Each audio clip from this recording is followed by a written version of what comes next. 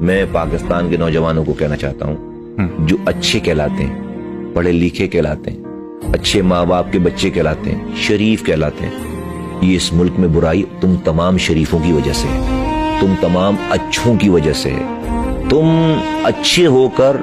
شریف ہو کر تم کہتے نہیں نہیں نہیں سیاست جو ہے وہ بہت برا کام ہے، برے لوگ ہیں، تو بھائی اس میں پھر برے لوگوں نے ہونا ہے نا، تو پھر پانی دینا ہے تمہیں کسی سیاستدان نے، سیوریج کا نظام ٹھیک کرنا کسی سیاستدان نے، ایف آئی آر تمہاری کٹوانی کسی سیاستدان نے، لائٹ تمہیں کسی سیاستدان نے دینا، بجلی گیس تمہیں سیاستدان نے، نوکری سیاستدان نے دینی، روڈ اس نے بنانی، ٹرانسپورٹ اس نے دینا ہے، ملک کا نظام اس نے دینا، اور وہاں تم کہتے ہو کہ میں تو اچھا ہوں، میں تو یہاں نہیں جا سکتا، تو کسی برے نے وہاں پر ہونا ہے۔ یاد رکھیں اس بات کو میری، دیکھیں اگین پھر وہ بات آ جاتی ہے، وہ لائن نہیں کہ میں اپنی پھر آپ یہ نہ کہیں کہ آپ سیاست میں دین کو کیوں استعمال، میں اپنی جو اسپرٹ لیتا ہوں اپنے لیے، میں جو سمجھتا ہوں جس سے مجھے طاقت ملتی ہے، میں جب یہ دیکھتا ہوں کہ اللہ تعالیٰ قرآن میں بتا رہے ہیں کہ بنی اسرائیل کے زمانے میں فرعون کو نجومیوں نے بتایا کہ بنی اسرائیل میں، مفہوم عرض کر رہا ہوں، قرآن ہے یہ، بنی اسرائیل میں بچہ پیدا ہوگا جو تیری سلطنت ختم کرے گا، پھر نجومیوں نے فرعون کو یہ بتایا، تو فرعون نے حکم دیا کہ بھئی جو بنی اسرائیل میں جو لڑکا پیدا ہو اس کو ذبح کر دو، مار دو، اور جو لڑکیوں کو زندہ چھوڑ دو۔ صرف جو بچہ پیدا ہوتا تھا بنی اسرائیل میں، لڑکیاں ہوتی تھی، بچیاں پیدا ہوتی تھی تو چھوڑ دیتے تھے، لڑکے پیدا ہوتے تھے تو چھین کر ماں کے گوشت چھین کر اس کو ذبح کر دیتے تھے۔ میں یہ سوچتا ہوں کہ جب فرعون کے لوگ بنی اسرائیل کے پہلے بچے کو ذبح کر رہے تھے تو اللہ نے فرعون کو مارا کیوں نہیں مارا دوسرے بچے کو ذبح کرنے، ماں کی اللہ تو 70 ماؤں سے زیادہ پیار کرنے والا ہے، وہ تو دیکھ رہا ہے کہ ماؤں کے گودوں سے بچوں کو چھین کر اس کو ذبح کر رہے، اللہ مار نہیں رہا۔ میں نے علم والے لوگوں سے پوچھا کہ کتنے بندے مارے فرعون نے، کتنے بچے ذبح کیے، تو بتاتے ہیں ہزاروں کی تعداد میں ذبح کیے، ہزاروں کی تعداد میں فرعون نے بچے ماں کی گوشت سے چھین کر ذبح کر دیے۔ اللہ نے فرعون نہیں مارا، کیوں؟ کیونکہ پورا بنی اسرائیل اپنے سامنے اپنے بچوں کو ذبح ہوتا دیکھ رہا تھا، اور کی مدد آنے کی کچھ پری کنڈیشنز ہیں۔ جب تک بندہ کوشش نہیں کرے گا، ظلم کے خلاف کھڑا نہیں ہوگا، اللہ اپنی مدد بھیجتا نہیں، کسی کو نہیں۔ امتحان تو انسان کا ہی ہے۔ پھر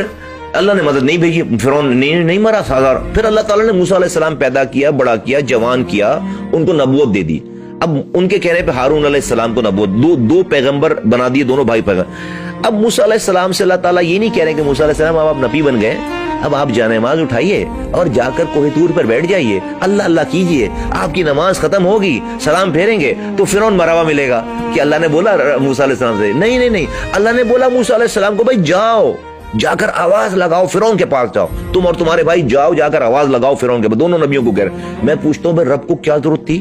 موسیٰ علیہ السلام کو فرعون کے؟ میرے رب کو فرعون مارنے کے لیے کسی موسیٰ کی ضرورت نہیں ہے۔ اللہ تعالیٰ مجھے اور آپ کو اور رہتی دنیا تک آنے والے انسانوں کو یہ بتانا چاہ رہا ہے، اور اس واقعے کو محفوظ کر کے حضور کے ذریعے صلی اللہ علیہ وسلم کے ذریعے ہم تک یہ بات پہنچائی، یہ بتانا چاہ رہا ہے کہ دیکھو میں نے موسیٰ جیسے پیغمبر کی مدد بھی بغیر کوشش کروائے نہیں کی ہے، پہلے کوشش کروائی اس سے جا کر۔ وہ فرعون جو کہ ظالم تھا، جو کہ مارتا تھا، بندوں کو مارتا تھا، دشمن تھا، اس کے سامنے جا کر کھڑے ہو کر کلمہ حق کہا ہے، پہلے گئے موسیٰ علیہ السلام گئے، اور اللہ نے قرآن میں یہ بھی بتایا کہ کیسے بات کرنا، ان کا آرام سے بات کرنا، مفہوم عرض کر رہا ہوں کہ شاید اس کے سمجھ میں آ جائے، اللہ کو تو پتا تھا نہیں سمجھے گا، لیکن اللہ نے طریقہ کار بھی بتایا، گئے بھائی جا کر آواز لگائی۔ موسیٰ علیہ السلام کی آواز پر وہ بنی اسرائیل جو اپنے سامنے اپنے بچوں کو ذبح ہوتا دیکھتے تھے، نہیں کھڑے ہوتے تھے، جب آہستہ آہستہ فرعون کے ظلم کے باوجود موسیٰ علیہ السلام کی بات ماننے والے بن گئے، تو اللہ کا میسج آیا کہ ہاں اب مدد آئے گی، اور ایسی مدد آئی کہ اللہ تعالیٰ نے سمندر کو حکم دیا کہ موسیٰ اور اس کے ساتھیوں کے لیے رستہ بنا کر دو، اور اللہ تعالیٰ نے سمندر کو حکم دیا کہ فرعون اور اس کے لشکر کو غرق کرو۔ یہ پورا واقعہ اللہ تعالیٰ نے قرآن میں لکھ کر آقا دو جہاں حضرت محمد مصطفیٰ صلی اللہ علیہ وسلم کے ذریعے ہم تک آپ تک پہنچائی یہ بات۔ میں اس میں اتنا بڑا میسج دیکھتا ہوں کہ اللہ تعالیٰ یہ بتا رہے ہیں کہ بھئی اس دنیا میں جب کہہ رہے ہیں، رب کہہ رہے ہیں کہ پتا بھی میری مرضی کے بغیر ٹوٹ کر نہیں گرتا، ہوگا تو سب کچھ میری مرضی سے، تو میں سوچتا ہوں جب پتا ٹوٹ کر نہیں گرتا تو میرے گھر میں پانی اللہ کی مرضی کے بغیر آ جائے گا؟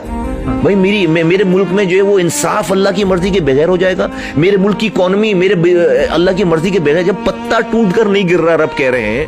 اور میرے ملک میں جو ہے وہ میرے ملک کی بجلی، میرے گھر میں لوڈ شیڈنگ جو ہے حیدرآباد میں 8 دن تک لائٹ نہیں آ رہی، اللہ کی مرضی کے بغیر لائٹ آئی ہے۔ اللہ کی مرضی کب آئے گی، اللہ کی مدد کب آئے گی؟ جب مظلوم کوشش کرے گا۔